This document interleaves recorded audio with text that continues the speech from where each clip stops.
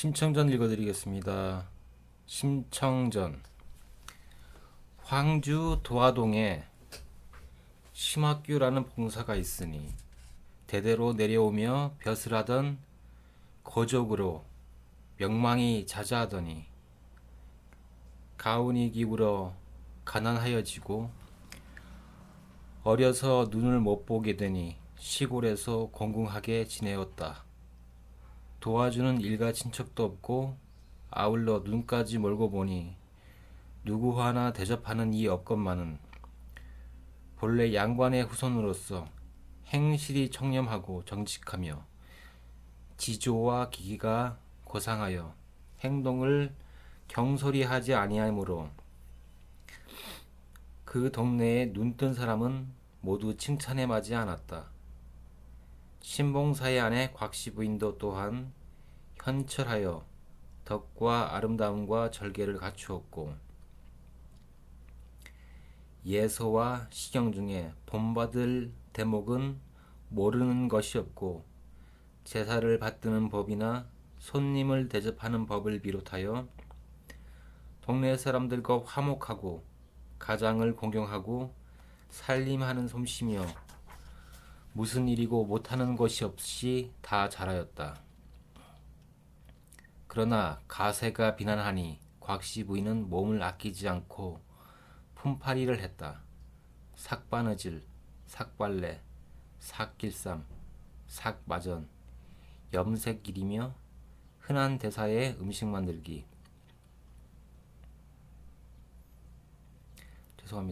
흔상 대사의 음식 만들기, 술 빚기, 떡 찢기 하며 1년 360날을 잠시라도 놀지 아니하고 품을 팔아 모으는데 푼을 모아 돈이 되면 돈을 모아 냥을 만들고 냥을 모아 관이 되면 이 동네 저 동네에서 쉴 수 없이 받아들여 춘추로 시제와 집안 제사를 받드는 것이며 앞 못 보는 가장을 공경하고 시중 드는 것이 한결같으니 가난과 병신은 조금도 허물됨이 없고 먼 마을 사람들까지도 부러워하고 칭찬하는 중에 재미나게 세월을 보내었다. 그러나 그같이 지내는 중에 심학규의 가슴에는 한 가지 품은 억울한 한이 있으니 슬아의 혈육이 하나도 없음이었다. 하루는 신봉사가 마누라를 곁에 불러 앉히고 말했다.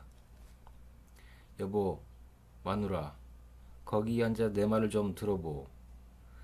나는 편하다 하려니와 마누라의 고생살이 도리어 불안하니 괴로운 일일랑 너무 하지 말고 사는 대로 삽시다. 그러나 내 마음에 매우 원통한 일 하나 있어. 우리 양주 나이 이미 40이나 슬아해 혈육이라고는 하나도 없어 조상의 향화를 끊게 되니 죽어 저승으로 돌아간들 무슨 면목으로 조상을 대할 것이며 우리 양주 죽은 후에 장사치레와 소대상이며 해마다 돌아오는 기제사에 뉘 있어 밥 한 그릇 물 한 모금 떠놓겠어. 병신 자식일망정 남녀간에 낳아본다면 평생 하늘 풀 듯하니 어찌하면 좋을는고 명산대천에 치성이나 드려보. 지성껏 하오리다. 이렇게 대답하고 그날부터 품을 팔아 모은 재물로 온갖 정성을 다드린다. 이렇게 치성을 다 지내니 그 어찌 공든탑이 무너지며 힘든 나무 부러지랴. 갑자년 4월 초파일에 꿈 하나를 얻었는데 이상할 뿐 아니라 맹랑 귀기하였다. 천지가 더욱 명랑하고 서기가 허공을 서리며 옷에 꽃구름이 피더니 선인 옥녀가 하늘에서 내려오는데 머리에는 화관이요 몸에는 하이로다. 둥근 옥패를 그 몸에 차고 옥패소리 쟁쟁하며 개화가지를 손에 들고 내려오더니 부인 앞에 제비하고 곁으로 와서 소녀는 다른 사람이 아니라 서왕모의 딸인데 상제께 죄를 받아 인간계로 정배되어 갈 바를 모르던 중 태상 노군과 후토 부인 재불보살 석가님이 댁으로 지시하기로 지금 찾아왔사오니 어여삐 여기소서 하고 품에 와 안기에 곽씨 부인이 놀라서 잠을 깨었다. 신봉사 내외가 꿈 이야기를 의논하니 둘의 꿈이 똑같았다. 태몽인 줄 짐작하고 마음에 희한하여 못내 기쁘게 여기는데 그달부터 태기가 있으니 이는 신불의 힘인가 하늘의 도움인가 아마도 부인의 정성이 지극함으로 역시 하늘이 감동하심이렸다. 하루는 해산할 기미가 있어 순산하기를 바랄 때 향기가 진동하며 꽃구름이 비끼더니 얼떨결에 아이를 낳으니 선녀 같은 딸이다. 아가 내 딸이야. 아들 겸 내 딸이야.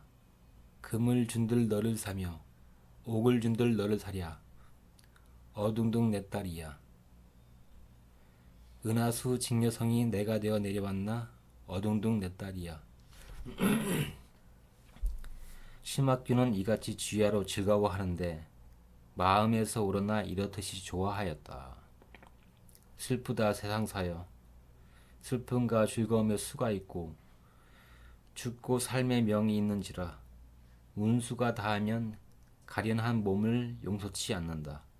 뜻밖의 곽씨 부인에게 산후 탈이 일어나 호흡을 헐떡이며 식음을 전폐하고 정신없이 앓는데 에고 머리야 에고 허리야 한 소리에 신봉사 겁을 먹고 의원을 찾아 약을 쓰며 경도 읽고 굿도하며 100가지로 서둘러도 죽기로 든 병이라 인력으로 어찌 구하리오. 신봉사는 기가 막혀 부인 곁에 앉아서 온몸을 만져보며 말했다. 여보 마누라 정신 차려 말을 하오. 식음을 전폐하니 속이 비어 어찌하오. 삼신님께 탈이 되어 재성님이 탈이 났나. 도리 없이 죽게 되었으니 이게 웬일이요. 만일 불행하여 마누라가 죽게 되면 눈 어두운 이놈의 팔자 일가 친척 하나 없는 혈혈단신 외로운 이내 몸은 올 때 갈 때 없어지니 그것 또한 원통한데 강보에 쌓인 딸아이는 어찌한단 말이오. 곽씨 부인 생각하여 보니 스스로 아는 병세라 살아나지 못할 줄을 짐작하며 봉사에게 여보시오 서방님 내 말을 들어보오. 우리 부부 같이 늙어 100년을 같이 살자 하였거늘 명한을 못 이기고 필경은 죽을 테니 죽은 나는 서럽지 아니하나 장차로 가군의 신세 어찌하면 좋으리요.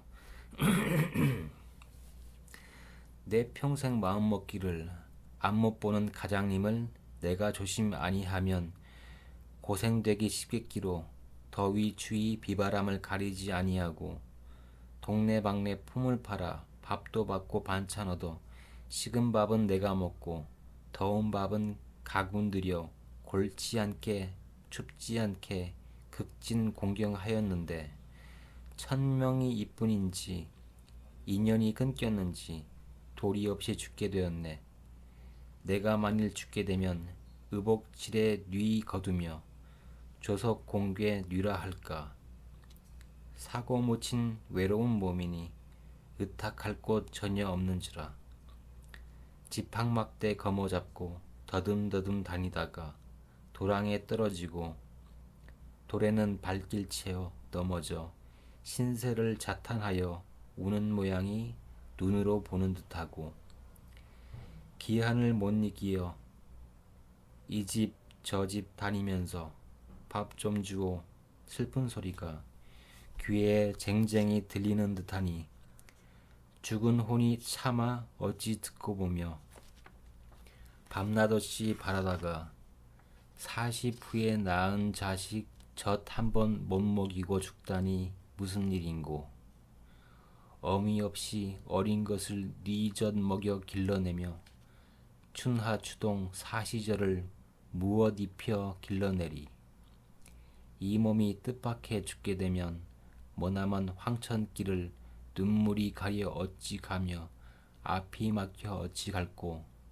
여보시오 봉사님, 저 건너 김동지 댁에 돈 10량을 맡겼으니 그 돈 1랑 찾아다가 내 죽은 초상에 쓰시고 항아리에 넣은 양식 해산쌀을 두었다가 못 먹고 죽어가니 장사나 치른 다음 양식으로 쓰시고 진어사댁 관대 한벌 흉배에 수노타가 끝내지 못하고서 보혜사 농안에 넣었으니 남의 귀중한 의복일랑 나 죽기 전에 보내시고 뒷마을 귀덕어미는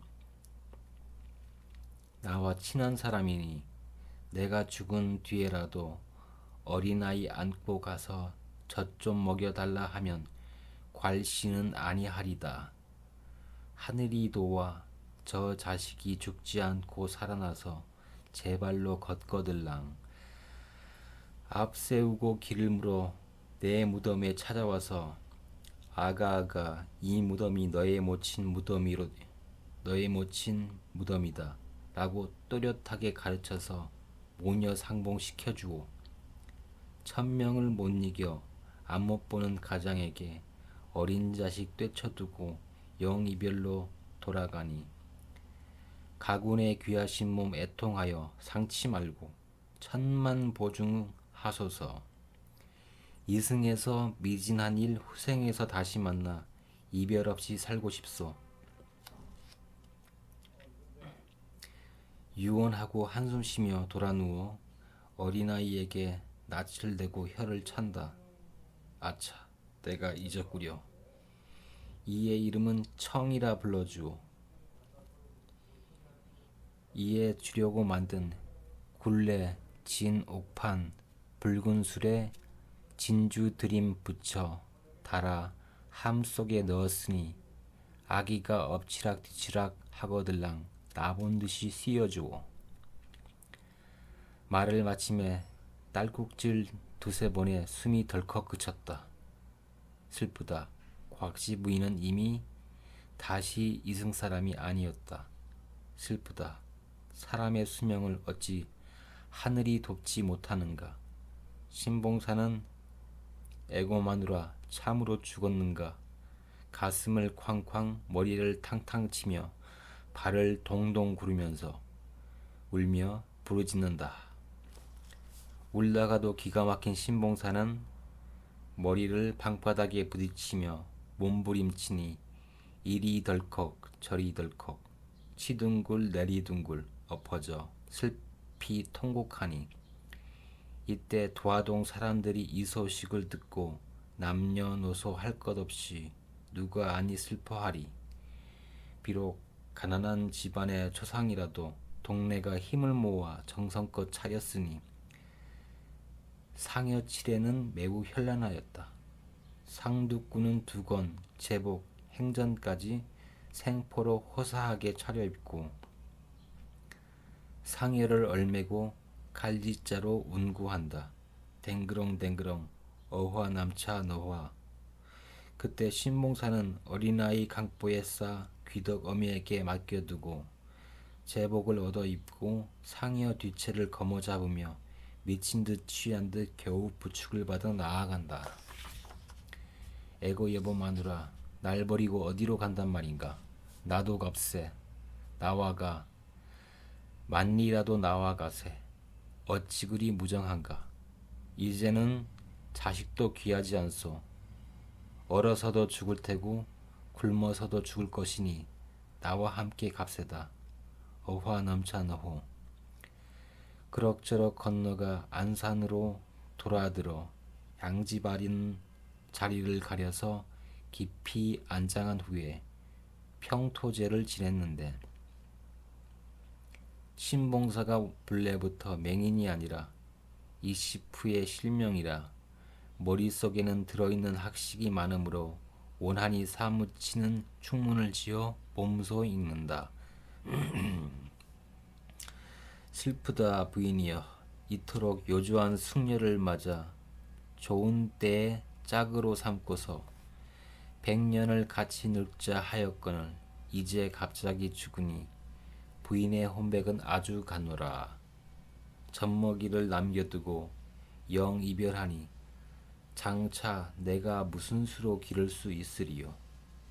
돌아오지 못할 길을 부인이 떠나가니 어느 때고 다시는 오지 못하겠기에 소나무와 가래나무가 무성한 언덕에 깊이 묻혔으니 푸른 맷뿌리에 더불어 길이 쉴지어다. 생전에 듣던 음성과 모습이 아득히 멀어지니 슬프다. 이제는 보지도 듣지도 못하리라. 백양나무 가지 밖으로 달이 지니 산이 적적하고 밤은 깊은데 어디서 귀신 우는 소리가 들리는 듯하니 무슨 말씀이든 하소연한들 좌승과 이승이 가로막혀 길이 다르니 그 뒤라서 위로할 수 있으리요. 휴, 주가와 포에로 간략히 차려 놓으니 부인이여 부디 많이 먹고 돌아가 주소서. 신봉사는 부인을 매장하여 공산 야월 쓸쓸한 곳에 혼자 두고 허둥지둥 돌아오니 부엌가는 쓸쓸하고 방 안은 텅 비었는데 분향은 그저 피어 있었다.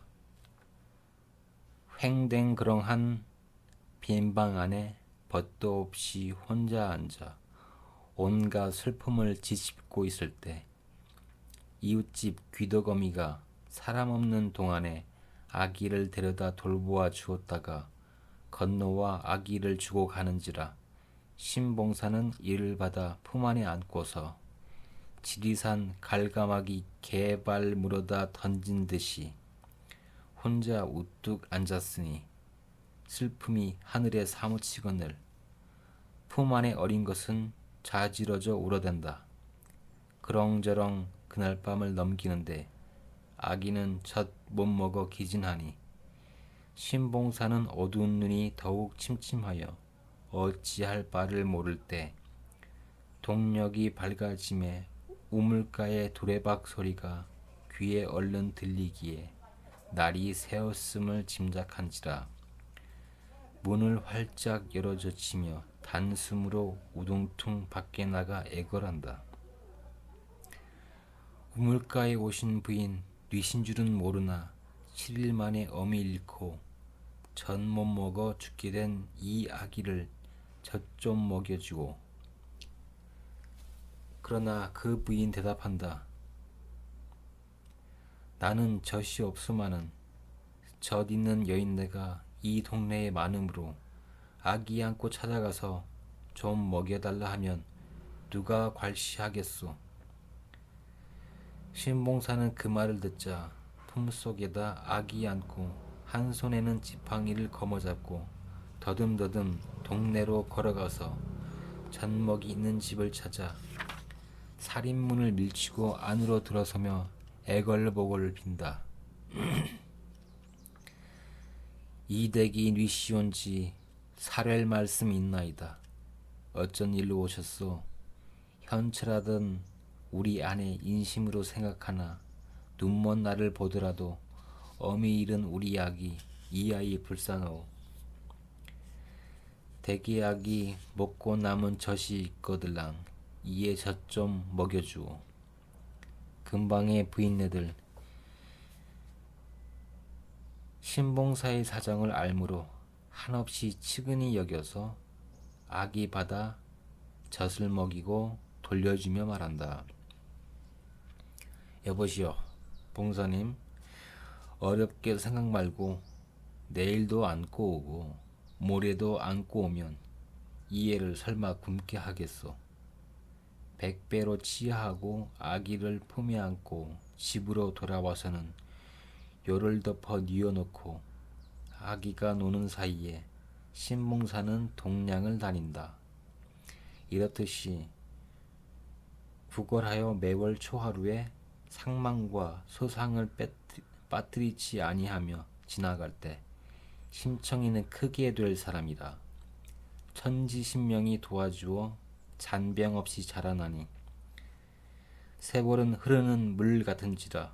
그의 나이 6, 7세가 되어가니 소경 아비의 손을 잡고 앞에 서서 인도한다. 다시 심청의 나이 10여 세가 되어가니 얼굴은 일색이요 효행이 지극하였다. 석연도 능통하고 재주도 매우 빼어나서 부친께 바치는 조석 반찬과 모친의 기제사에 지극한 정성을 기울이므로 어른을 넘어설 지경이니 아니 칭찬하는 이 없다. 세상에 덧없는 것이 세월이요 무정한 것이 가난이라. 심청의 나이 11살이 되었을 무렵에는 가세도 근색하고 늙은 부친은 병으로 시달리니 어리고 연약한 몸이 무엇을 의지하고 살리요. 하루는 심청이 부친께 여쭙는다. 아버님 들으십시오. 눈 어두우신 아버지가 험한 길, 큰 길을 다니시면 다치기 쉬우며 비바람을 무릅쓰고 나다니시면 병원 나실까 염려되오니 오늘부터 아버지는 집에 앉아 계시오면 소녀 혼자 밥을 얻어 조석 걱정 덜겠습니다. 심척이는 그날 이후 밥을 빌려 나섰다. 이렇듯이 봉양하여 춘하추동 사시절을 쉬는 날이 없이 밥을 빌어왔고 나이 점점 들수록 바느질과 길쌈으로 삭슬 받아 부친 공경을 한결같이 하였다. 세월은 흐르는 물 같아서 심청이가 15살이 되니 얼굴이 나라에서 첫손 꼽는 국색이요 효행이 극진한데 재질마저 비범하고 문필도 넉넉하니 여자 중에 군자요 새무리 중에 붕황이요 꽃 중에서는 모란에 비길만 했다. 원근에 이 소문이 퍼짐에 저 건넌 마을 무릉촌의 장승상 부인이 심소절을 청하니 시비를 따라갈 때 천천히 발을 옮겨 승상댁에 당도한다. 내가 틀림없는 심청이냐? 과연 듣던 말과 같이 아름답구나. 자리를 주어 앉힌 후에 승상 부인이 자세히 살펴보니 별로 단정한 바도 없거늘 타고난 자태가 아리따워 나라에서 으뜸 가는 미녀였다. 심청아, 내 말 듣거라. 승상이 이미 세상을 떠나시고 아들은 삼형제이나 모두 다 황성애가 객지의 벼슬살이요 다른 자식과 손자는 없다. 스라에 말벗이 없으니 자나깨나 적적한 빈방에서 대하느니 촛불이요 기나긴 겨울밤에 보는 것이 고서로다.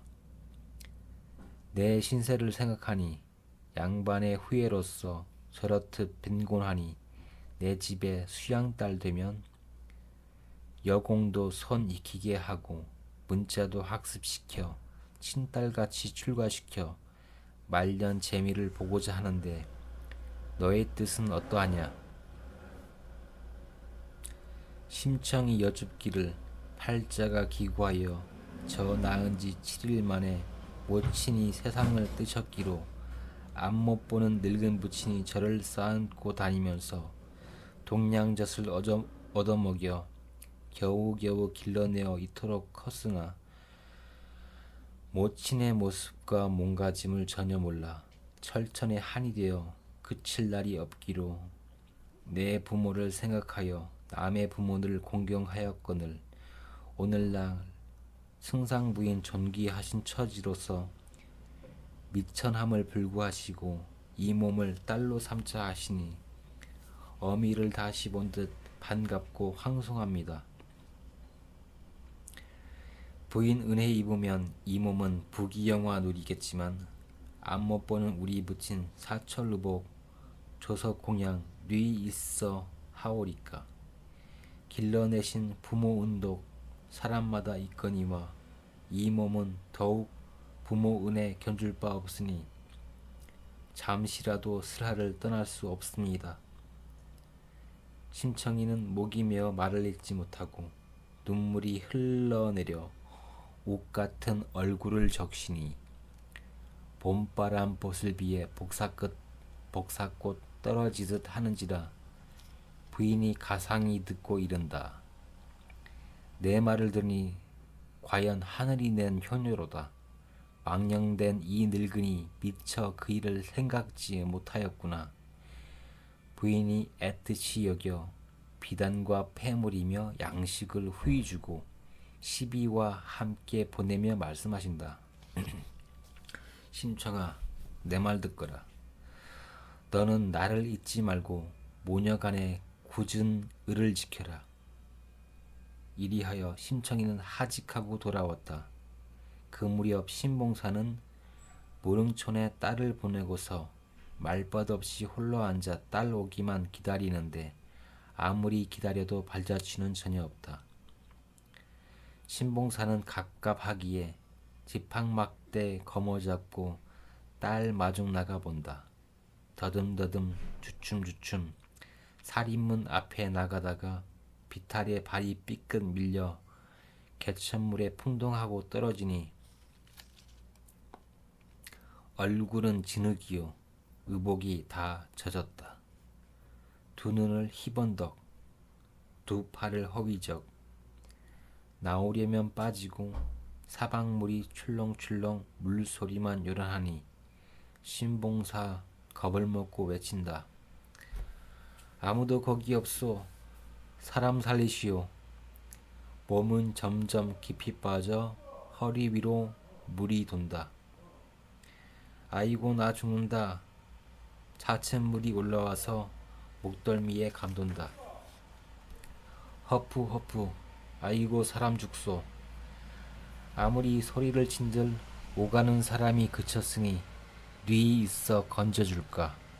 이때 몽운사의 화주승이 지나가다가 소리 나는 곳을 찾아가니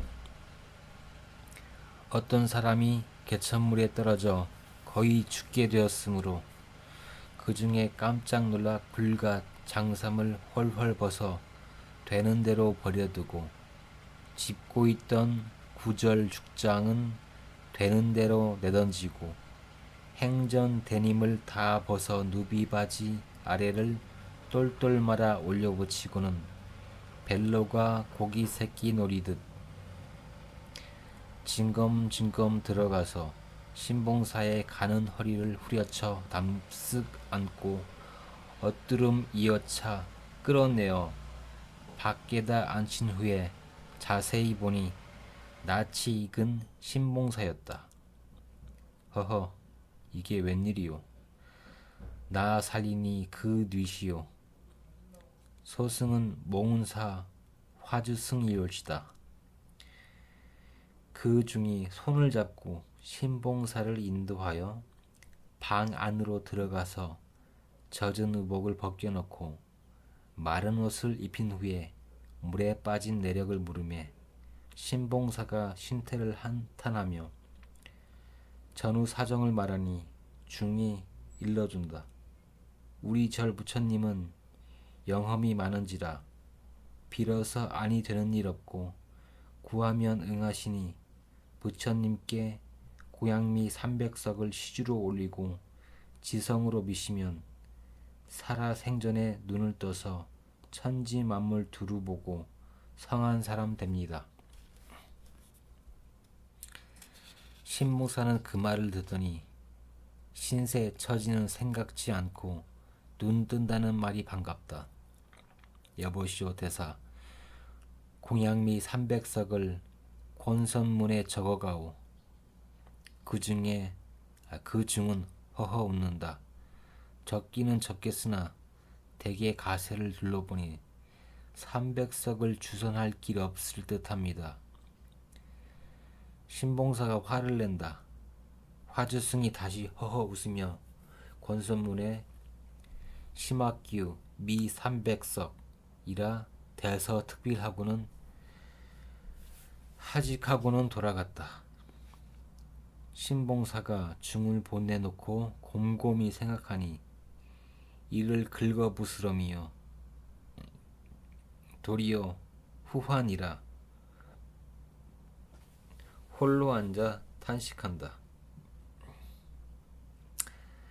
내가 공을 들이려다 만약에 죄가 되면 이를 장차 어찌하잔 말인고. 묵은 근심 새 걱정이 불같이 일어나 신세를 탄식하며 천지가 아주 공평하여 별로 치우침이 없건만은 이내 팔자 어찌하여 형세 없고 눈도 멀어 해 달같이 밝은 것을 분별할 수 전혀 없고 처자 같은 정든 사이도 마주 대하여 못 보는가. 우리 망쳐 살았으면 조석 근심 없을 것을 다 커가는 딸 자식이 동네 품을 팔아 겨우 뿔칠하는 중에 공양미 300석이 어디 있어 혹이 있게 적어놓고 100가지로 궁리하나 방책이 전혀 없으니 이를 어찌한단 말인가. 장독 그릇 다 팔아도 한 대곡씩 못 살 것이며 장롱 함을 방매해도 단돈 단양에도 사지 않으리라. 집이라도 팔자 하니 비바람을 못 가리니 나라도 아니살이다. 내 몸이나 팔자 한들 눈 못 보는 이 잡것을 어느 누가 사가리요. 에고에고 서러워라. 한동안 이리 슬피 울고 있을 때 심청이가 급히 들어와서 닫힌 방문을 벌떡 열고 아버님 하고 부르더니 저의 부친이 모양 보고 깜짝 놀라 달려든다. 에고 이게 웬일이시오.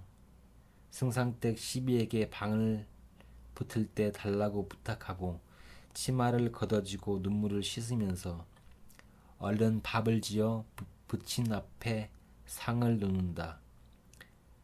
아버지 진지 잡수시오. 나 밥 안 먹을련다. 무슨 근심이라도 계시오? 내 알릴 아니로다. 아버지 무슨 말씀이요? 소녀 비록 불효하나 말씀을 속이시니 마음이 서럽습니다. 아가아가 울지 마라. 너 속일 리 없지만은 내가 만일 알고 보면 지극한 내 효성이 걱정이 되겠기로 진작 말 못하였다.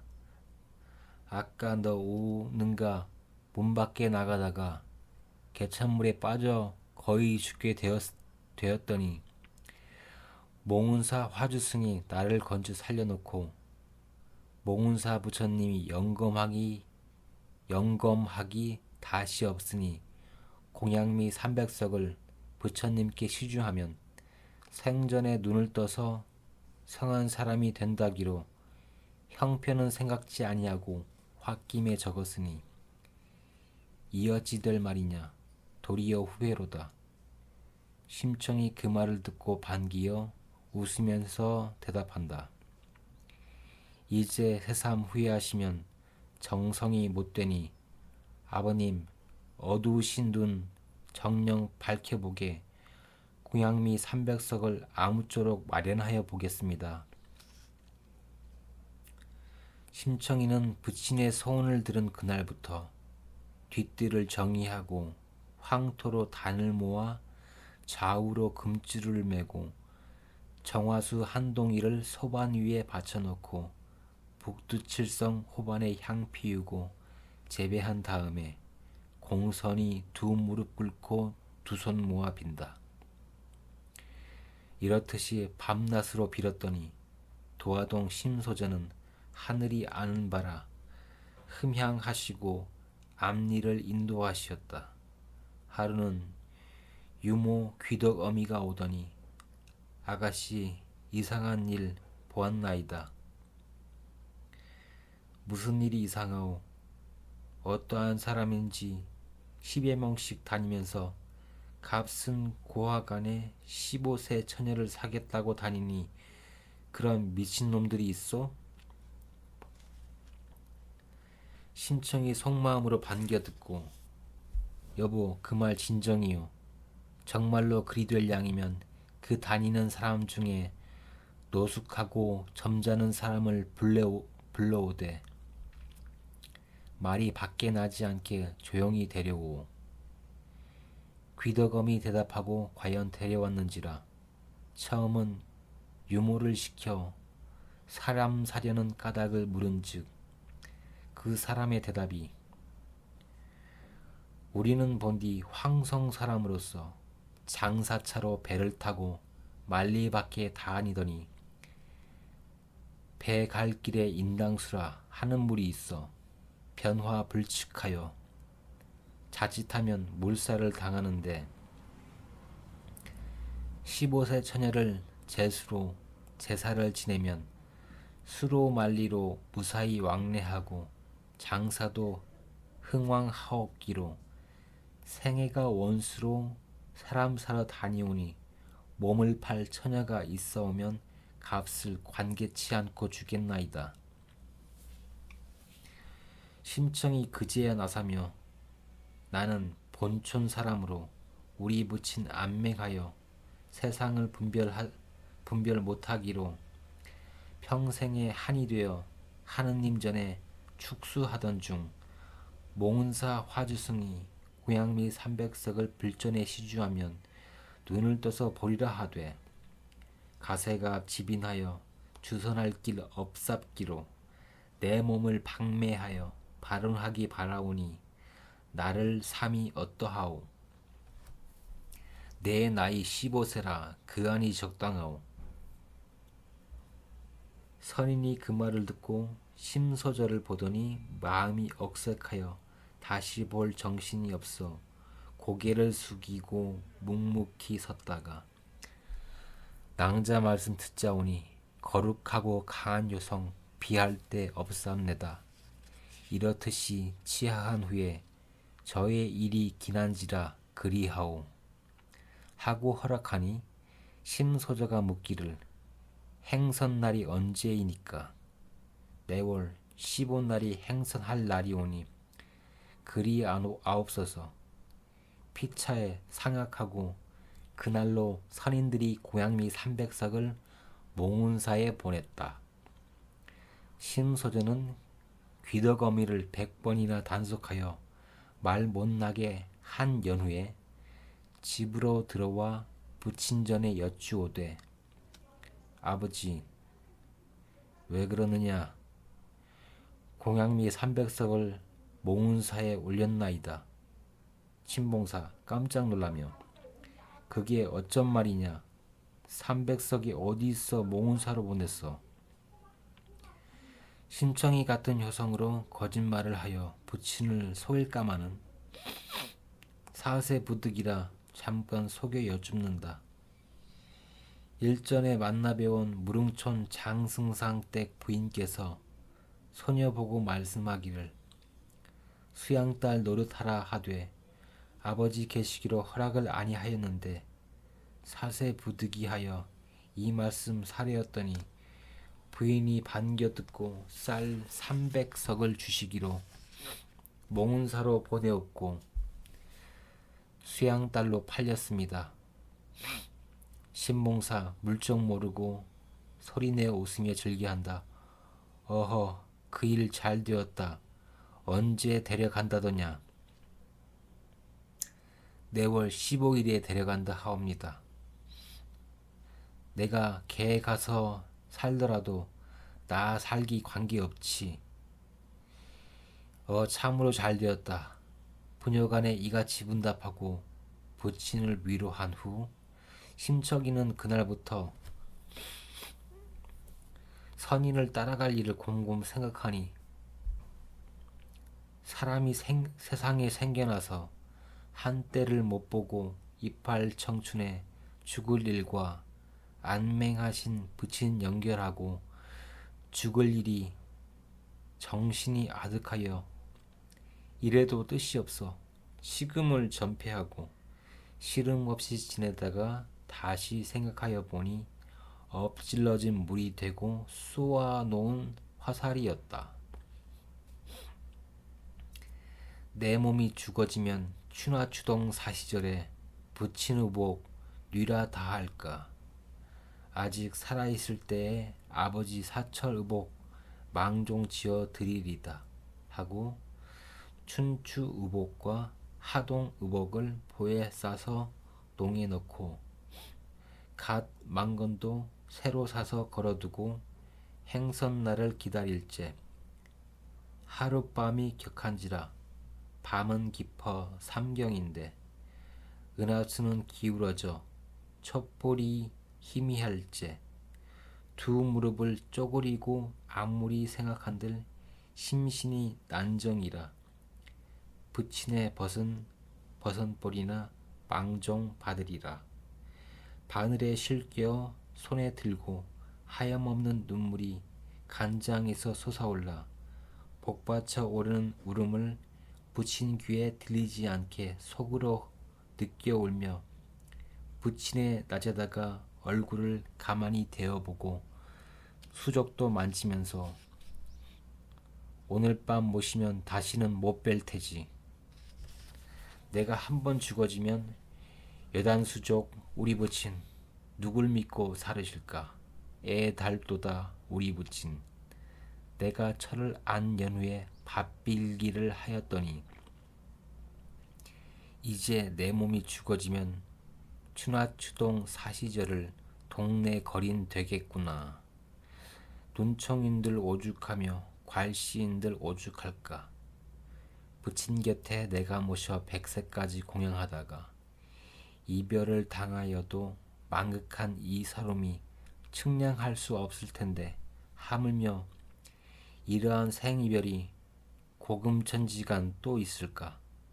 우리 부친 고난신세 적수단신 살자 한들 조석 공양 뉘라 하며 고생하다 죽사오면 또 어느 자식이 있어 머리 풀고 애통하며 초종 장례 소대기며 연년 오는 기제사에 밥 한 그릇 물 한 그릇 뉘라서 차려 놀까.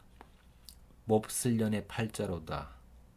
7일 만에 모친 잃고 부친마저 이별하니 이런 일이 또 있는가.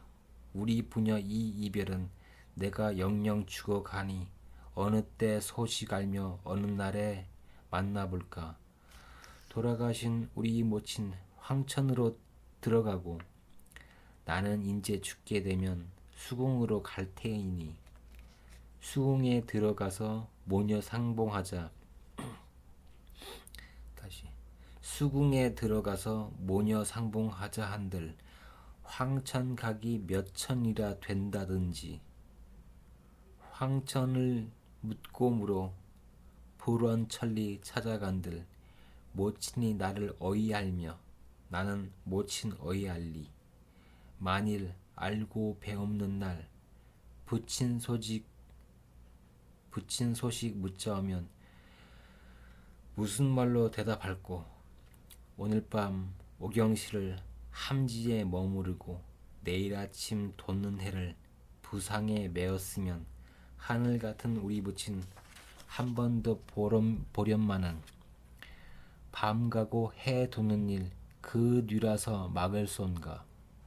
천지가 사정없어 이윽고 닭이 우니 신청이 기가 막혀 다가 울지 마라. 네가 울면 날이 새고 날이 새면 나 죽는다. 나 죽기란 절지 않으나 의지 없는 우리 부친 어찌 잊고 가잔 말가. 밤새도록 살게 울고 동방이 밝아오니 부친 진지 지으려고 문을 열고 나서 보니 벌써 선인들이 산인문 밖에서 주저주저 하며 오늘 행선날이 오니 빨리 가게 하옵소서. 심청이 그 말을 듣고 대번에 두 눈에서 눈물이 빙 돌아 목이 메어 살인문 밖에 나가서 여보시오 선인네들 오늘 행선하는 줄은 내가 이미 알거니와 부친이 모르오니 잠시 지체하옵시면 불쌍하신 우리 부친 진진하하여 상을 올려 잡순 후에 말씀 여쭙고 떠나게 하오리다. 선인들이 불쌍하고 가엾게 여기어 그리하오 허락하니 심청이 들어와서 눈물 섞어 밥을 지어 부친 앞에 상을 올리고 아무쪼록 진지 많이 잡수시도록 하느라고 상머리에 마주 앉아 자반도 뚝뚝 떼어 수저 위에 올려놓고 쌈도 싸서 입에 넣어 아버지 진지 많이 잡수시오. 오냐 많이 먹으마. 오늘은 각별하게 반찬이 매우 좋구나. 네 집 제사 지냈느냐? 심청이 기가 막혀 속으로만 느껴 울며 훌쩍훌쩍 소리나니 신봉사는 물색 없이 귀 밝은 채 말을 한다. 아가, 너 몸 아프냐? 감기가 들었나 보구나. 오늘이 며칠이냐? 오늘이 15세지? 응? 부녀의 천년이 중하니 몽조가 어찌 없을 소냐? 신봉사가 간밤꿈 이야기를 하되 간밤에 꿈을 꾸니 네가 큰 수레를 타고 한없이 가보이니 수레라 하는 것은 귀한 사람 타는 것이라 아마도 오늘 무릉촌 승상댁에서 너를 감아 태워 가려나 보다. 심청이 들어보니 분명히 자기 죽을 꿈이로다. 속으로 슬픈 생각 가득하나 겉으로는 아무쪼록 부친이 안심하도록 극금 장이 줬소이다. 대답하고 진지상을 물려내고 담배 피워 물려드린 후에 사당의 하직차로 세수를 정의하고 눈물 흔적 없앤 후에 정한 의복 갈아입고 후원에 들어가서 사당문 가만히 열고 주가를 차려놓고 통곡 재배 하직할제 불효여식 심청이는 부친 눈뜨게 하오려고 남경 장사 선인들께 300석의 몸이 팔려 인당수로 떠나오니 소녀가 죽더라도 아비의 눈을 뜨게 하고 착한 부인 작배하여 아들 낳고 딸을 낳아 조상 향화 전하게 하소서. 이렇게 축원하고 문 닫으며 우는 말이 소녀가 죽사오면 이 문을 누가 여닫으며 동지 한식 단오 추석 사명절이 온들 주가 포해를 누가 다시 올리오며 분양 재배 누가 할꼬. 조상의 복이 없어 이 지경이 되옵는지 불쌍한 우리 부친 강근진 전혀 없고 앞 못 보는 형세 없어 믿을 곳이 없이 되니 어찌 있고 죽어갈까. 우르르 나오더니 자기 부친 앉은 앞에 철썩 주저앉아 아버지 부르더니 말 못하고 기절한다. 신봉사 깜짝 놀라 아가 웬일이냐. 봉사의 딸이라고 누가 전가하더냐. 이것이 회동하였구나. 어쩐 일이냐. 말 좀 하여라. 심청이 정신 차려 아버지 오냐. 제가 불효여식으로 아버지를 속였소. 공양미 300석을 누가 저를 주오리까. 남경 장사 선인들께 300석의 몸을 팔아 인당수 제수로 가기로 하와 오늘 행선 날이오니 저를 오늘 망정보오. 사람의 슬픔이 극진하면 가슴이 막히는 법이라 신봉사 하도 기가 막혀 놓으니 울음도 아니 나오고 실성을 하는데 에고 이게 웬 말이냐. 응? 참말이냐 농담이냐. 말 같지 아니하다. 나더러 묻지도 않고 내 말대로 한단 말가. 내가 살고 내 눈 뜨면 그는 응당 좋으려니와 자식 죽여 눈을 뜬들 그게 차마 할 일이냐. 너의 모친 너를 낳고 7일 만에 죽은 후에 눈조차 얻은 놈이 품 안에 너를 안고 이 집 저 집 다니면서 동량젖 얻어먹여 그만큼이나 자랐기로 한시름 잊었더니 이게 웬 말이냐. 눈을 팔아 너를 살지언정 너를 팔아 눈을 산들 그 눈에서 무엇하랴. 어떤 놈의 팔자로서 아내 죽고 자식 잃고 사궁지수가 된단 말인가. 내 이 선인놈들아, 장사도 좋거니와 사람 사다 재수하는 걸 어디서 보았느냐. 하느님의 어구심과 구신의 밝은 마음, 앙화가 없을소냐. 눈먼 놈의 무남동녀 철 모르고 어린 것을 나 모르게 유인하여 산단 말이 웬 말이냐. 쌀도 싫고 돈도 싫고 눈뜨기 내 다 싫다. 내 이 독한 상놈들아, 생사람 죽이면 대전 통편 율에 걸리렸다.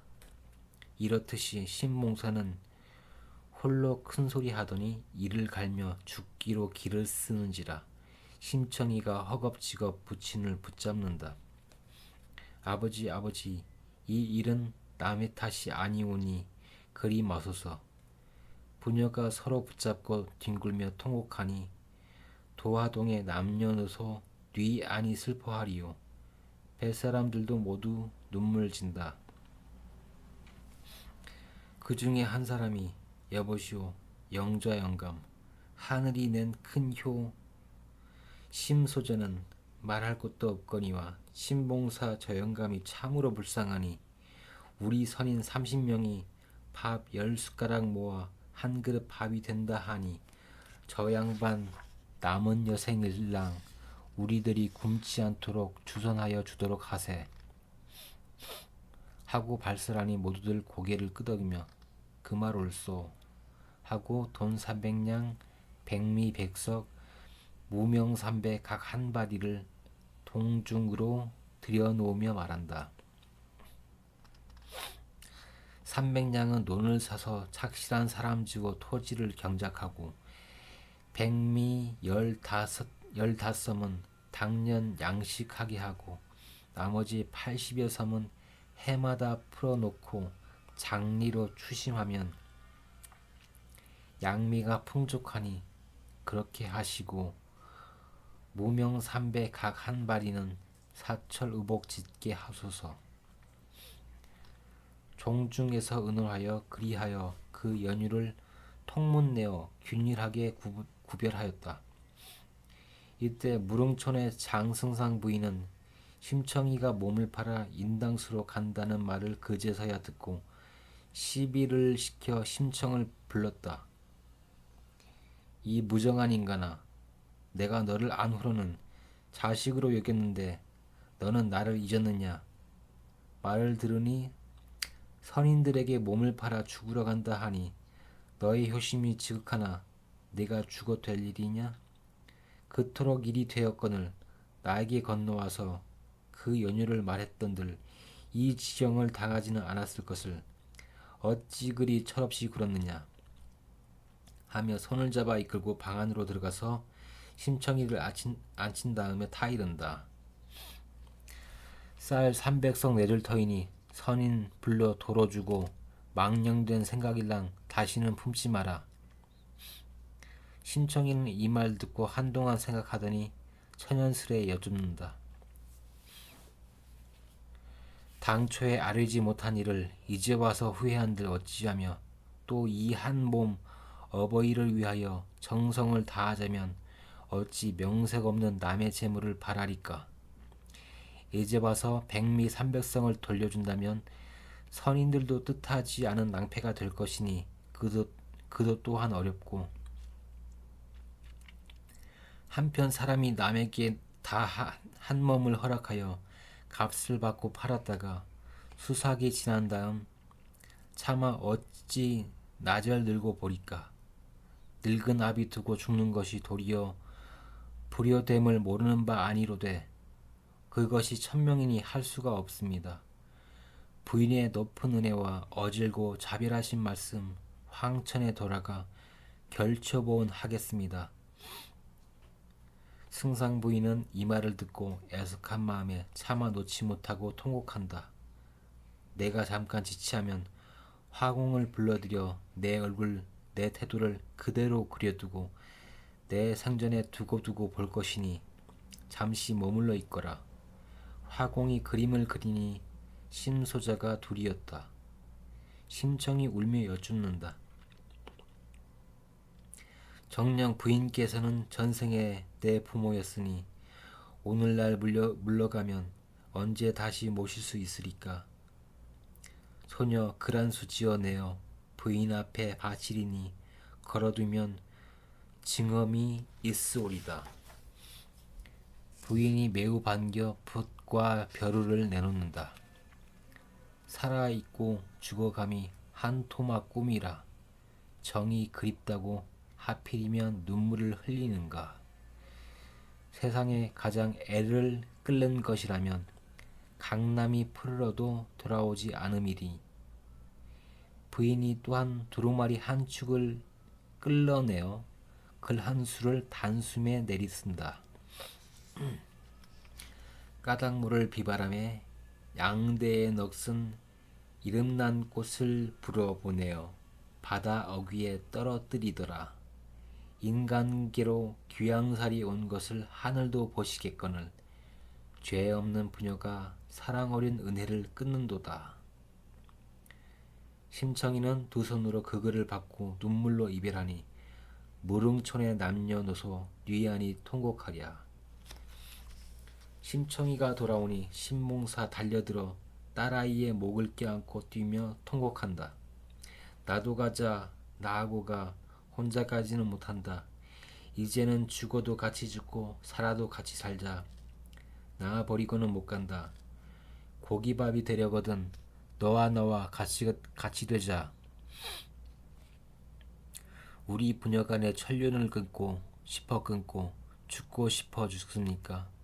불효예식 청이는 생각지 마시고 아버지 눈을 떠서 광명천지 다시 보고 착한 사람 배필로 삼아 아들 낳고 후사를 전케 하소서.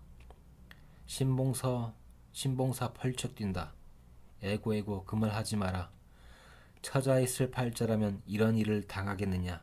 나 버리고는 못 간다.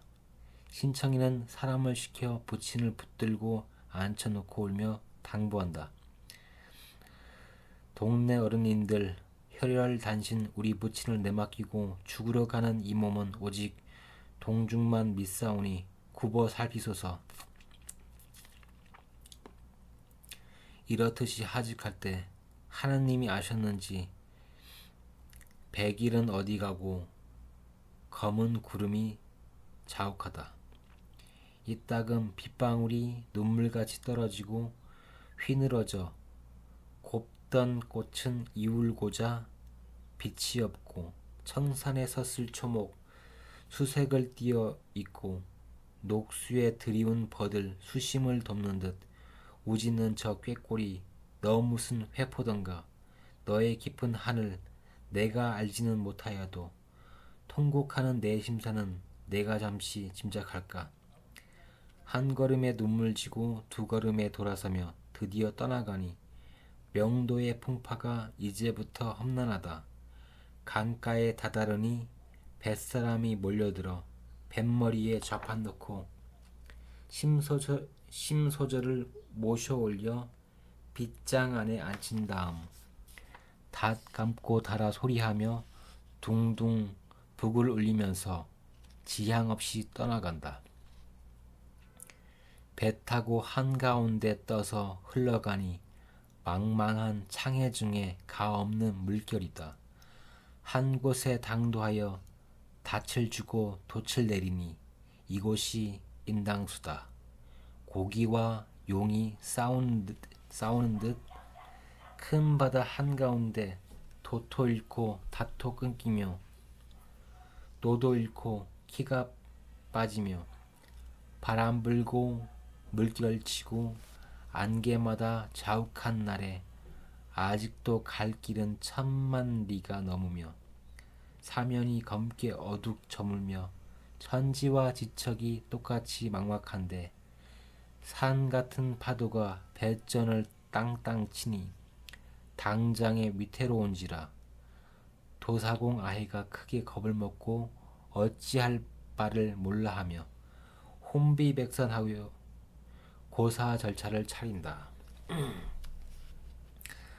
섬쌀로 밥을 짓고 큰 돼지를 잡아 큰 칼 꽂아서 정하게 받쳐놓고 삼색사와 오색 당속에 큰 소 잡고 동이술에 곁들이어 방향을 가리어 갖다 놓고서 심청이를 목욕시켜 의복을 정히 입히고 뱃머리에 앉힌 다음 도사공이 고사를 올리는데 북채를 갈라지고 북을 둥둥둥둥 두리둥둥 울린다. 헌원씨가 배를 만들어 가지 못하던 길을 통하게 한 후 뒷사람들이 본받아 저마다 이로써 업을 삼으니 막대한 공이 아닙니까? 하우씨는 9년 치수에 배를 타고 다스려 오복을 구치하고 다시 구주로 돌아들 때 배를 타고 기다렸으며 제갈공명의 높은 조화도 동남풍을 불러일으켜 조조의 백만수군을 주유를 시켜 불을 질러 적벽 대전할 적에 배안이 오면 어찌 하였으리요. 우리 동네 24명 상고로 업을 삼아 15세의 배를 타서 여러 해를 거듭하여 서남방을 떠돌다가 오늘날 인당수의 제물을 바치오니 동의 신 아명이며 남의 신 추경이며 서의 신 거승이며 북의 신 우강이며 모두 강물의 신과 모두 냇물의 신이 이 제물을 드시고 여러 신령께서 한결같이 굽어 살피시어 비렴으로 하여금 바람 주시고 해악으로 하여금 인도케 하여 황금 더미로 우리의 소망을 이루어 주소서. 고수레 둥둥 빌기를 마치고 심청이 들어 물에 들라 하며 뱃사공들이 재촉하니 심청이는 뱃머리에 우뚝 서서 두 손을 합장하고 하느님께 빈다. 비나이다 비나이다. 심청이 죽는 것은 추워도 서럽지 않으나 앞못 보는 우리 부친 천지에 사무치는 오난을 살아 생전에 풀어드리려고 죽음을 당하오니 하느님이 굽어 살피시어 우리 부친 어두운 눈을 불언관 밝게 하시어 광명천지를 보게 하소서. 다시 뒤로 펄쩍 주저앉더니 도하동을 향하면서 아버지 나 죽소 어서 눈을 뜨소서. 손을 짚고 일어서서 사공들에게 여러 선인 상간님네들 평안히 가시고 억만금의 일을 얻어 이 물가를 지날 때면 나의 혼백 넋을 불러 떠돌이 귀신을 면케하여 주오. 이르고 빛나는 눈을 감고 치마폭을 뒤집어 쓰고 이리저리 저리이리 뱃머리로 와락 나가 푸른 물에 풍덩 빠지니 물은 인당수요 사람은 신봉사의 딸 심청이라. 인당수 깊은 물에 힘없이 떨어진 꽃 헛되이 고기 뱃속에 장사 지낸단 말인가. 그 배의 영자는 한숨 지고 통곡하고 삿대잡이는 엎드려 온다. 하늘이 낸 큰효 심소전은 아깝고 불쌍하다. 부모 형제가 죽었다 한들 이에서 더할 소냐. 이 무렵 한편 무릉촌의 장승상 부인은 심소절을 이별하고 애석한 마음을 이기지 못하여 심소서의 화상 족자를 벽에다 걸어두고 날마다 살펴보는데 하루는 족자 빛이 검어지며 화상에서 물이 흐름으로 부인이 놀란다. 이제는 죽었구나. 슬픔을 못 이기어 애간장이 끊어지는 듯 가슴이 터지는 듯 기막혀서 슬피우는데 이윽고 족자 빛이 완연히 새로워지니 마음에 괴이쩍게 여기었다. 누가 건져내어 목숨을 부지하였는가. 푸른 바다 말리박 소식 어찌 알리. 그날 밤 삼경초에 제물을 바치어 시비에게 들리고 강가에 나가 백사장 정한 곳에 주가포를 버려놓고 승상 부인은 몸소 충문을 크게 읽어 심소재의 넋을 위로하며 제사를 지냈다. 강촌의 밤이 깊어 사면이 고요한데 심소재야 심소재야 아깝도다 심소재야 안못 보는 붙인 눈을 뜨려 하려 평생 한이 되는지라 내 효성이 죽기로서 갚으려고 신랄 같은 목숨을 스스로 내던져 고기 뱃속 넋이 되니 가련하고 불쌍구나. 하느님이 어찌하여 너를 내고 죽게 하며 귀신은 어찌하여 죽은 너를 못 살리나.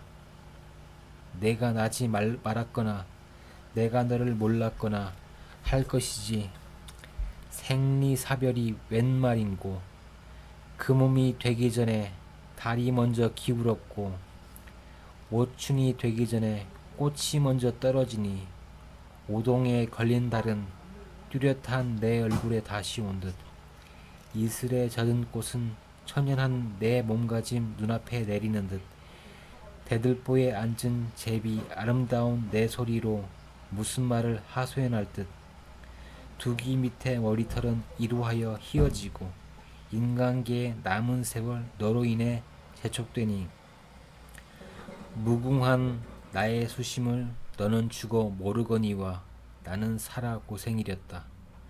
한 잔 술로 위로하니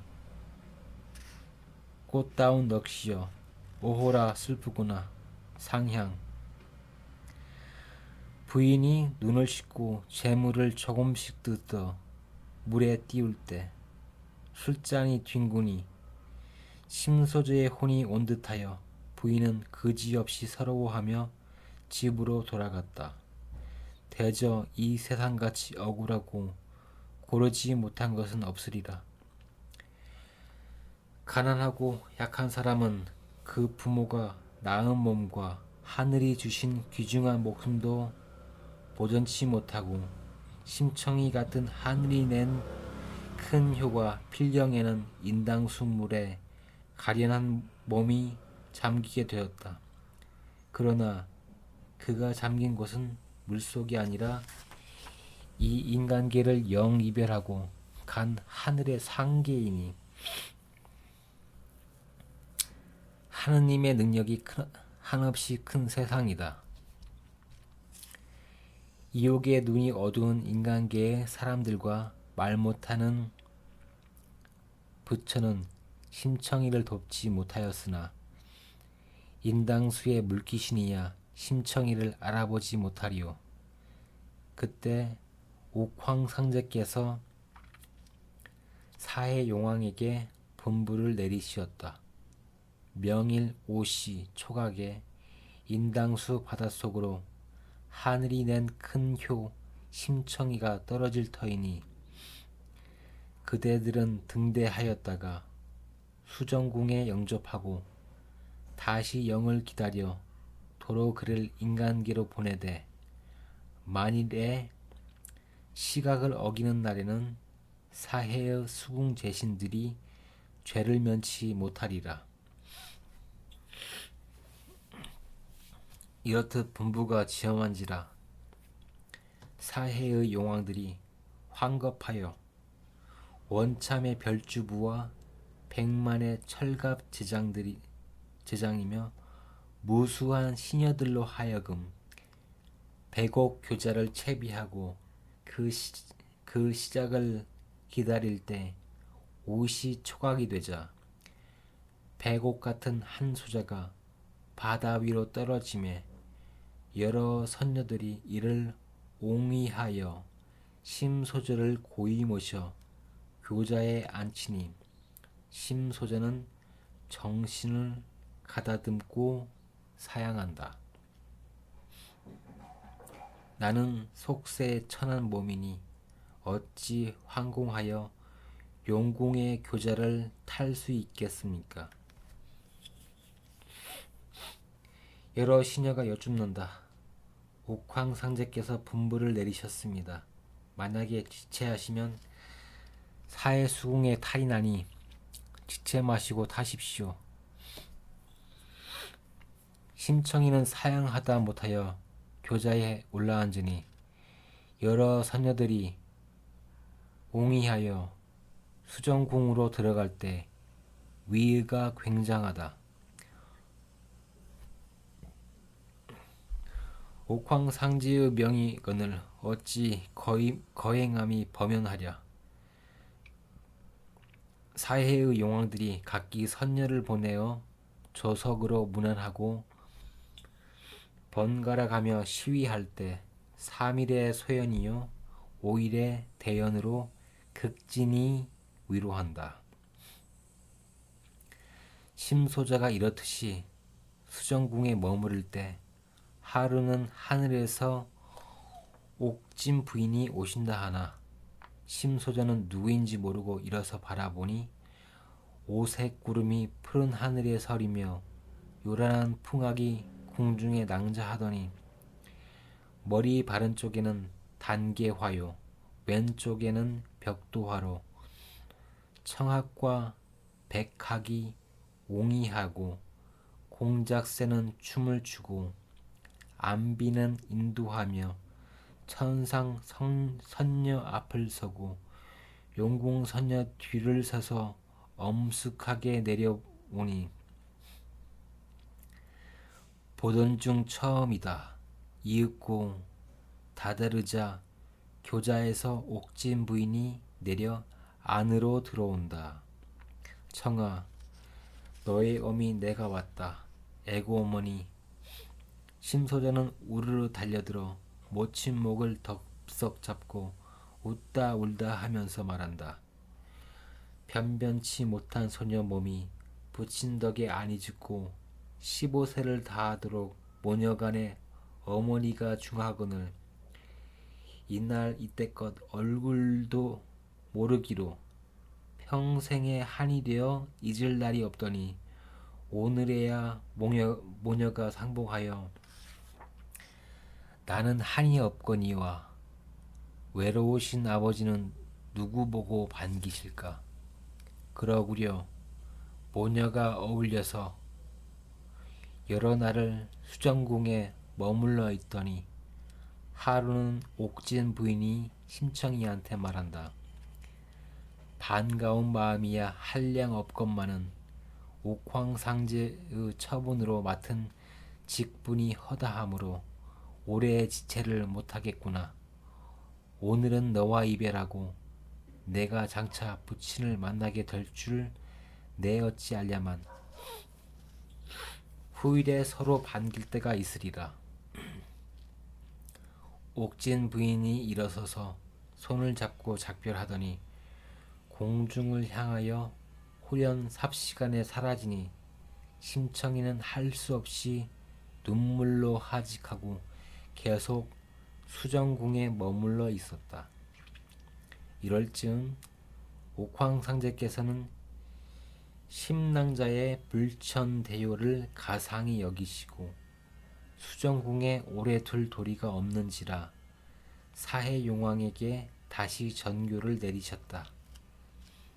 대효 심낭자를 옥정연화 꽃봉우리 속에 아무쪼록 고이 모셔 오던 길인 인당수로 도로 내보내라.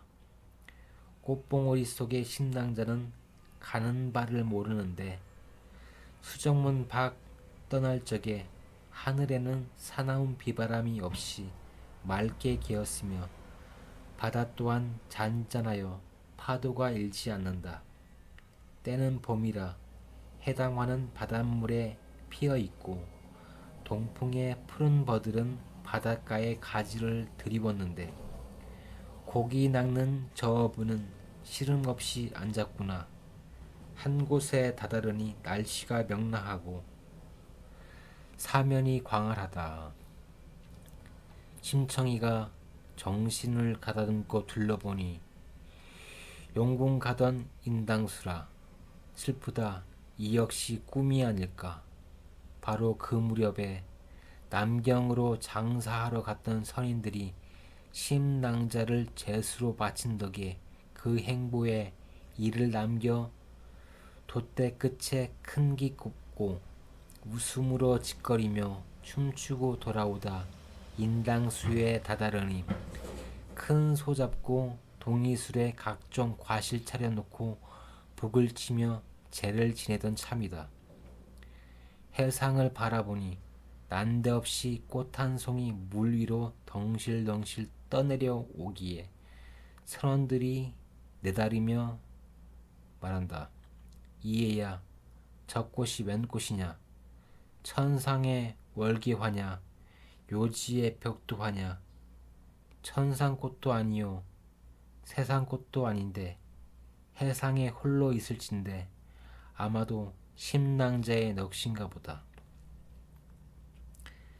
이같이 공론이 분분할 때 백운이 자욱한 가운데 산뜻하게 푸른 옷을 떨쳐 입은 선관 하나가 공중에 학을 타고 외쳐 이른다. 해상에 떠있을 선인들아 꽃 보고 떠들지 마라. 그 꽃은 천상의 귀한 꽃이니 타인은 일체 접근치 말 것이며 각별 조심하여 고이 모셔다가 천자께 진상토록 하라. 만일 그리 아니하면 생벼락을 내리도록 하련다. 뱃사람들 그 말 듣고 황급하여 벌벌 떨면서 그 꽃을 고이 건져 빈칸에 모신 후에 청포장을 둘러치니 내외 제례가 분명하였다. 닻을 감고 돛을 다니 순풍이 절로 일어 서울 남경을 순식간에 당도하여 해안에 배를 대었다. 때는 바로 경진년 3월이라 당시 송나라 천자께옵서는 황후의 상사를 당하였으니 억조 창생 만민들은 잃을 것도 없거니와 조공하는 12나라 사신들은 황황급급 분주한데 천자의 마음이 어지러워 슬픔을 가라앉히려고 각색 화초를 고루고루 구하여서 상림원에 채우고 황극전 앞들에 골고루 심었으니 기화요처가 아니랴. 이렇듯 여러가지 화초가 만발한데 꽃 사이로 쌍쌍이 범나비는 꽃을 보고 반기며 너울너울 춤을 출 때 천자는 슬픔을 잠시 잊고 마음에 기꺼워 꽃을 보고 즐거워하시었다. 마침 이때 남경 장사 선인들이 희귀한 꽃 한 송이를 진상하니 천자는 이를 보고 매우 기꺼워하시며 옥쟁반에 받쳐놓고 진종일 그 꽃을 사랑하시니 구름 같은 황극전에 날이 가고 밤이 들어도 들리는 것은 시각을 알리는 경점 소리뿐이었다.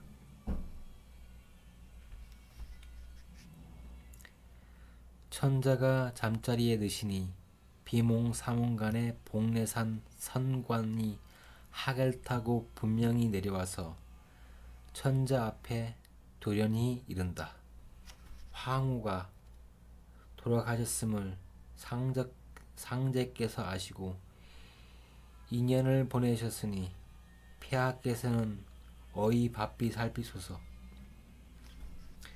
천자가 잠을 깨시고 자리에서 일어나 천천히 거닐다가 궁녀를 급히 불러 옥쟁반의 꽃을 살피시니 보던 꽃이 없고 한 낭자가 앉아 있음에 천자는 매우 기꺼워한다.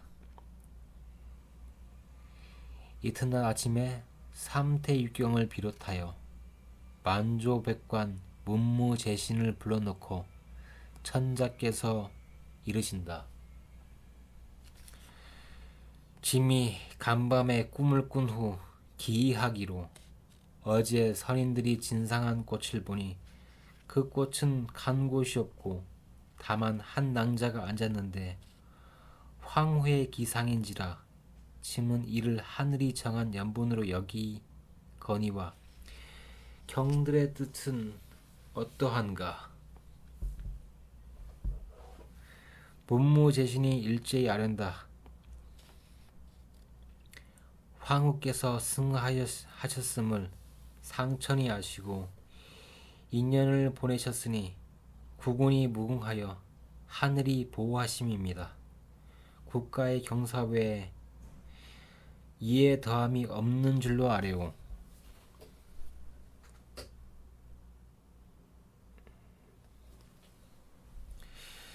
이리하여 대례를 마친 다음 심낭자를 금덩에 고이 모셔 황후전에 들게 하니 위와 예절이 거룩하고 화사했다. 이로부터 심봉사의 어진덕이 심황후의 어진덕이 천하에 고루 퍼지니 조정의 문무백관과 각성 자사와 여릅 태수와 만백성이 엎드려 축원한다. 우리 황후 어진성덕 만수무강하소서. 이즈음 신봉사는 딸을 잃고 실성하여 날마다 탄식할 때 봄이 가고 여름 되니 녹음 방처도 원망스럽고 자연을 노래하는 새도 신봉사를 비웃는 듯하여 눈물지며 허송세월하였다. 인간에 있어 가장 절실한 정은 천륜이라. 심황후는 기한 몸이 되었으나 앞못 보는 부친 생각이 무시로 솟아올라 홀로 앉아 근심과 탄식하는 날이 많았다. 이럴 즈음 천자께서 내전에 들어와 황후를 보시니 눈에 눈물이 서려 있고 얼굴에 수심이 가득하기에 천자께서 물으신다. 황후는 미간에 수심이 가득하니 어인일이요. 황후가 꿇어앉으며 나직이 여쭙는다. 신첩은 본래 용궁인이 아니라 황주 도화동에 사는 심학규의 딸인데 첩에 묻히니 앞을 보지 못하는지라 철천지 한이더니 부처님께 고양미 300석을 시주하면 감은 눈을 뜬다 하기로 남경 장사 선인들에게 이 몸을 팔아 인당수에 빠졌습니다. 하늘이 굽어 살피시어 몸은 귀하게 되었으나 천지 인간 병신 중에는 소경이 제일 불쌍하니 맹인 불러 음식을 내려주시면 첩의 천륜을 찾을까 합니다. 황제가 즉시 근신을 불러 연유를 하교하시며 금월 말일 황성에서 맹인잔치를 베푼다는 칙지를 선포하여 모든 맹인들을 상경토록 하였다. 그러나 신봉사는 어디 갔기로 이 경사를 모르는가. 이때 심학규는 몽운사 부처가 영험이 없었는지 딸 잃고 쌀 잃고 눈도 뜨지 못해 지금껏 신봉사는 봉사 그대로 있는지라. 그 중에 눈만 못 떴을 뿐 아니라 생이의 고생이 세월을 따라 더욱 깊어간다. 도화동 사람들은 당초에 남경 장사 부탁도 있고 곽씨 부인을 생각하든지 심청의 정곡을 생각하여도 신봉사를 위하여 마음 극진이 있어서 돕는 터라.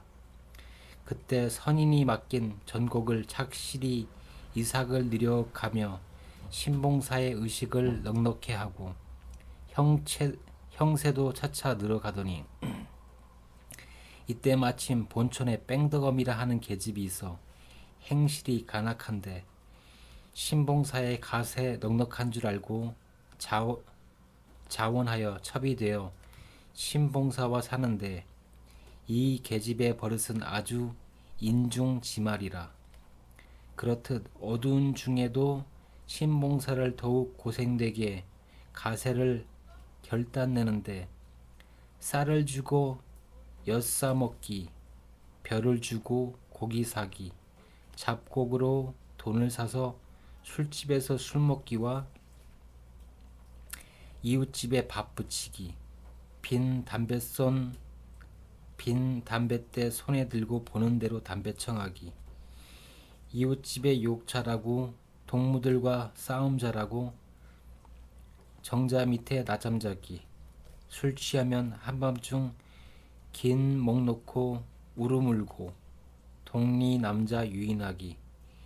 1년 360일을 입 잠시 안 놀리고는 못 견디어 집안의 살림살이를 홍식감 빨듯 홀짝없이 하되 신봉사는 단연간 공방으로 지내던 터라 기중 실가지락이 없어 삭받고 관가 일을 하듯 하되 뺑덕어비는 마음먹기를 형세를 털어먹다 2, 3일 양식할 만큼 남겨놓고 도망할 작정으로 6월 까마귀 곤수박 파먹듯 불쌍한 신봉사의 재물을 쥐야로 퍽퍽 파던 터라 하루는 신봉사 뺑덕어미를 불러 여보소 우리 형세가 매우 착실하더니 지금 남은 살림 얼마 아니 된다 하니 내 도로 빌어먹기 쉬운즉 차라리 타관에 가 빌어먹세. 본촌에는 부끄럽고 남의 책망 어려우니 이사하면 어떠한가. 매사를 가장 하라는 대로 하지요. 당연한 말이로세. 동리 사람에게 빚이나 없나. 내가 줄 거 조금 있어. 얼마나 되나. 뒷동리 높은 주막에 가 해장술을 한값 40냥. 신봉사 어이없어. 잘 먹었다. 또 어데. 저 건너 불똥이 함씨에게 역값이 30냥. 잘 먹었다. 또 안촌 가서 담배값이 50냥. 이거 참 잘 먹었네. 기름 장사한테 20냥. 기름은 무엇했나? 머리 기름 했지. 신봉사는 기가 막히고 하도 어이가 없어. 실상 얼만큼 아니 되네. 고까지 건 무엇이 많소. 한참 이렇게 문답하더니 그 재물을 생각할 적이면 그 딸의 생각이 더욱 뼈가 울리며 간절한지라. 여광 여취한 듯 홀로 뛰어나와 심청 가던 길을 찾아 강변에 홀로 앉아 딸을 불러 우는 말이 내 딸 심청아 너는 어이 못 오느냐. 인당수 깊은 물에 내가 주고 황천 가서 너의 모친 배웠거든. 모녀간의 혼이라도 나를 어서 잡아가거라. 이렇듯이 눈물을 흘리고 있을 때 관차가 신봉사 강변에서 운단 말을 듣고 강변으로 쫓아와서 여보 봉사 관가님께서 부르시니 어서 바삐 가십시다. 신봉사 이 말을 듣고 깜짝 놀라 나는 아무 죄 없어. 황성에서 맹인님 불러 올려 벼슬을 주고 좋은 가택을 많이 준다 하니 어서 급히 관가로 갑시다. 신봉사 관차 따라 관가에 들어가니 관가에서 분부하되 황성 맹인잔치 한다니 어서 급히 올라가라. 신봉사 대답하되 옷 없고 노자 없어 황성 천리 못 가겠소. 관가에서도 신봉사 일을 다 아는지라 노자를 내어주고 옷 일습을 내어주며 어서 바삐 올라가라 하니 신봉사 할 일 없이 집으로 돌아와 마누라를 부른다. 뺑덕이네. 뺑덕어미는 신봉사가 홧김에 물에 빠진 줄 알고 남은 살림 내 차지라고 속으로 은근히 좋아하더니 신봉사가 들어오니까 급히 대답하되 네네 여보게 마누라 오늘 관가에 갔더니 황성서 맹인잔치를 한다고 날더러 가라 하니 내 갔다 올 터이니 집안을 잘 살피고 나오기를 기다리시오. 여필 종부라니 가군 가는데 나안이 갈까. 나도 같이 가겠소. 자네 말이 하도 고마우니 같이 가볼까? 건넌 마을 김장자에게 돈 300냥 맡겼으니 그 돈 중에 50냥 찾아 가지고 가세. 에그 봉사님 딴소리 하네. 그 돈 300냥 벌써 찾아 이달에 살구값으로 다 없앴어. 신봉사 기가 막혀. 300냥 찾아온 지 며칠 아니 되어 살구값으로 다 없앴단 말이냐? 국가지 돈 300냥을 썼다고 그같이 노여워하나? 내 말하는 꼴 들어본즉 귀덕이네 집에 맡긴 돈도 또 썼겠구나. 뺑덕엄이 또 대답하되 그 돈 100냥 찾아서는 떡값, 팥죽값으로 벌써 다 썼소. 신봉사 더욱 기가 막혀. 애고 이 몹쓸려나. 천출대요 내 딸 심청이 인당수에 망종 갈 때 사후에 신사라도 의탁하라 주고 간 돈 내년이 무엇이라고 그 중한 돈을 떡값, 살구값, 팥죽값으로 다 녹였단 말이냐. 그러면 어찌하여요? 먹고 싶은 것을 안 먹을 수 있어? 뺑덕어미가 살망을 푸이며 어쩐 일인지 지난달에 몸구실을 거르더니 산 것만 구미에 당기고 밥은 아주 먹기가 싫어요. 그래도 어리석은 사내라 신봉사 이 말을 듣고 깜짝 놀라 여보게 그러면 태기가 있나 보. 그러하나 신것을 많이 먹고 그 애를 낳으면 그놈의 자식이 시큰둥하여 쓰겠나. 남녀간에 하나만 낳소. 그도 그러려니와 서울 구경도 하고 황성잔치도 같이 가세. 이렇듯 말하여 행장을 차릴 적에 신봉사 거동보소. 제주 양태 굵은 배로 중춤하게 목전대 둘러띠고 노순양을 보에 싸서 어깨 넘어 둘러매고 소상 반죽 지팡이를 왼손에 든 연후에 뺑덕엄이 앞세우고 신봉사 뒤를 따라 황성으로 올라간다.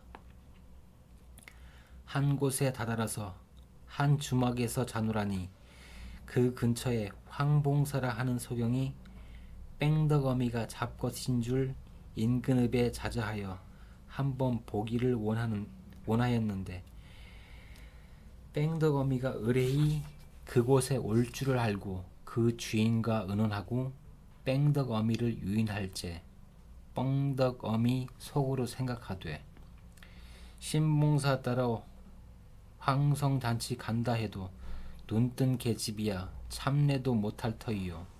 집으로 가자니 외상값에 졸릴 테니 집에 가 살 수 없은즉 황봉사를 따라가면 일신도 편쿠 한철 살구는 잘 먹을 터이니 황봉사를 따라가리라 하고 신봉사의 노자 행장까지 도적해 가지고 밤중에 도망을 하였더라.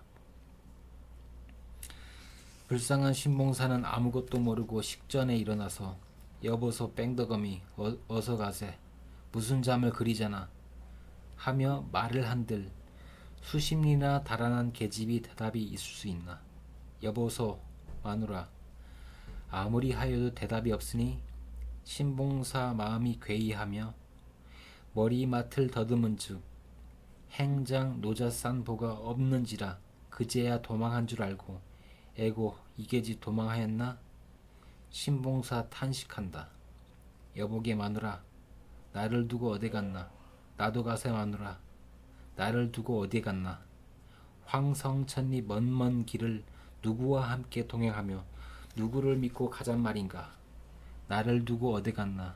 에고 내일이야. 이렇듯 탄식하다가 다시 생각하고 아서라 그년 생각하니 내가 잡놈이다. 현철하신 곽씨 부인 죽은 양도 보았으며 출신되어 내 딸 심청 생이별도 하였거든. 그 망할 년을 다시 생각하면 내가 또 잡놈이다. 다시는 그년을 생각하면 말도 아니하리라 하더니 그래도 또 못 잊어 에고 뺑덕어미 부르며 그곳에서 떠났더라. 외로운 나그네로 그렁그렁 가노라니 때는 마침 5, 6월 더운 때라. 무더위는 불같은데 비지땀 흘리면서 한 곳에 당도하니 희맑은 시냇가에 몇 감는 아이들이 저희끼리 대담하며 물소리를 내는지라 신봉사 에라 나도 목욕이나 하여야겠다 하고 고이적삼 활활 벗고 시냇물에 들어앉아 목욕을 한참 하고 물가로 나오면서 옷을 찾아 더듬으니 신봉사보다 더 궁한 도둑놈이 집어들고 달아났다. 벌거벗은 알봉사가 불같이 따가운 볕에 땀을 뻘뻘 흘리면서 홀로 앉아 탄식한들 그 뉘가 옷을 주랴. 그럴 쯤 무릉태수가 황성에 갔다 오는 길에 벽제 소리 요란하다. 벌거벗은 알봉사가 불두덩만 감싸쥐고 소리친다.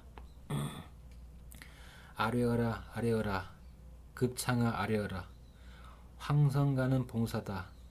진정 차로 아뢰어라. 행차가 머물렀다. 소맹은 황주 도화동에 사는데 맹인잔치에 가다가 하도 덥기로 이 물가에서 목욕하던 사이에 의복과 행장 일체를 잃었으니 세세히 두루 찾아주시오. 옷을 얻어입고 신봉사가 겨우 황성에 당도하니 각도 각읍 소경들이 들거니 나거니로 객사마다 들끓었다. 소경이란 소경들은 장안에 그득하니 눈이 성한 사람마저 병신으로 보였다. 분부받은 군사들이 푸른 연기 둘러매고 골목골목 두루 돌며 큰 소리로 각도 각읍 소경님네 맹인잔치 끝막이니 바삐 가서 참례하오 알리며 지나가매 객사에서 한숨 쉬던 신봉사 바삐 떠나 대골로 찾아드니 수문장이 좌기하고 낱낱이 오는 소경 점구하여 들이었다.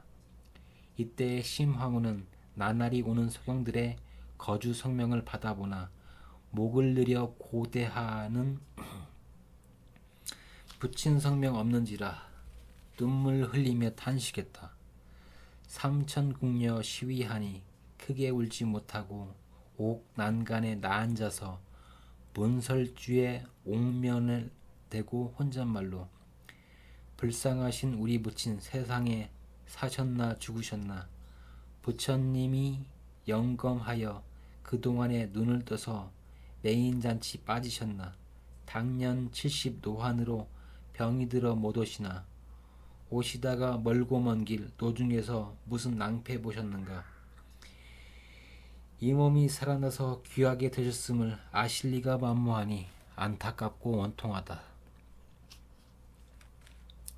이렇듯 탄식하는데 이윽고 모든 소경들이 궁중으로 들어와서 벌려 앉거늘 말석에 앉은 소경을 유심히 바라보니 머리는 백발이나 귀 밑에 검은 때가 있는 것이 부친이 분명했다.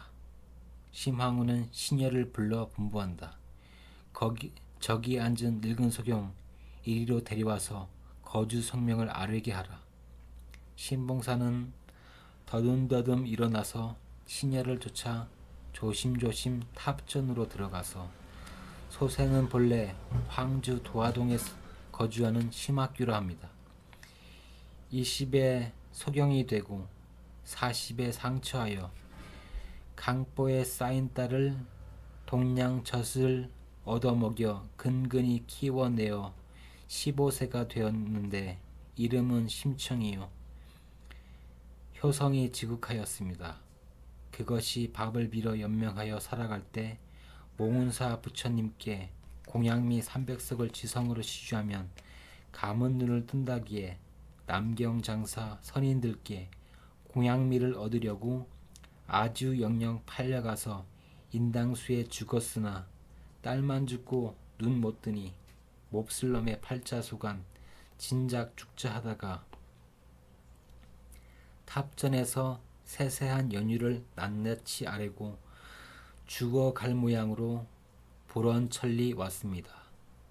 원통한 신세 사연을 낱낱이 아뢰고 엎어져 백수 풍진 고루 겪은 두 눈에는 피눈물이 흐르더니 에고 내 딸 청아 하고 땅을 치고 통곡함을 마지 않았다. 심황후는 이 말을 들으심에 말을 다 마치지도 아니하여 눈에서는 피가 돋고 뼈는 녹는 듯 하기에 부친을 부축하여 일으켰다. 에고 불쌍한 아버지, 어서 눈을 떠서 나를 보소서. 이 말을 들은 신봉사가 어찌나 반갑던지. 으흐흐, 이게 웬일인고. 출천대효 내 딸 청이 살았다니 그게 웬 말이냐. 내 딸이면 어디 보자 하는데 흰 구름이 자욱하여 청학, 백학, 남봉, 공작이 운무 중에 오고 가며 신봉사의 머리 위로 안개마저 서리며 신봉사의 두 눈이 번쩍 뜨임에 천지일월이 밝아진다. 신봉사 마음에 흐뭇하나 어찌할 바 모르면서 큰 소리를 질렀다. 에그머니, 에고 어쩐 일로 양쪽 눈이 환하더니 온 세상이 허전하구나. 감았던 눈 번쩍 뜨니 천지일월 반갑도다. 딸의 얼굴 쳐다보니 칠보 화관이 황홀하여 뚜렷하고 어여쁘다. 신봉사는 그제서야 눈뜬 줄을 알아차려 사방을 둘러보니 형형색색 반갑도다. 어찌나 반갑던지 신봉사는 와락 달려들었다. 이분이 누구요? 갑자 10월 초파일에 꿈에 보던 얼굴일세. 음성은 같다마는 얼굴은 초면일세. 허허, 세상 사람들아, 고진감래 흥진비례는 나를 두고 한 말일세. 얼씨구 좋을씨구 지화자 좋을씨구 어두컴컴한 빈방 안에 불켠듯이 반가우며 사냥수 큰 싸움에 조자룡 본듯 반갑도다. 어둡던 두 눈뜨니 황성대궐이 웬 말이며 공중을 살펴보니 죽은 몸이 한 세상이 황후되고 40여 년 긴긴 세월 앞 못 보던 내 두 눈을 호련히 다시 뜨니 이는 모두 옛글에도 없는 일. 허허, 세상 이런 말을 들었는가. 얼씨구 좋을씨구 지화자 좋을씨구 이런 경사 어디 있나. 70평생 처음일세. 심항우도 진심으로 기뻐하며 붙인 손을 이끄시고 삼천궁녀 옹의하여 내전으로 들어가니 황제 또한 기꺼움을 못 이기며 소경 아닌 심학규를 부원군에 봉하시고 저택이며 전답이며 남녀종을 내리셨다. 신부원군이 선현과 곽지 부인 산소에 영본을 한 연후에 황성 올라오다 중로에서 인연 맺은 안씨맹인을 맞아들여 그에게서 70에 생남하고 심황후의 어진성덕 천하에 가득하니 만백성들 천세 만세를 부른다. 그리하여 만백성이 심황후를 본받으니 효자 연려가 곳곳에서 나왔다.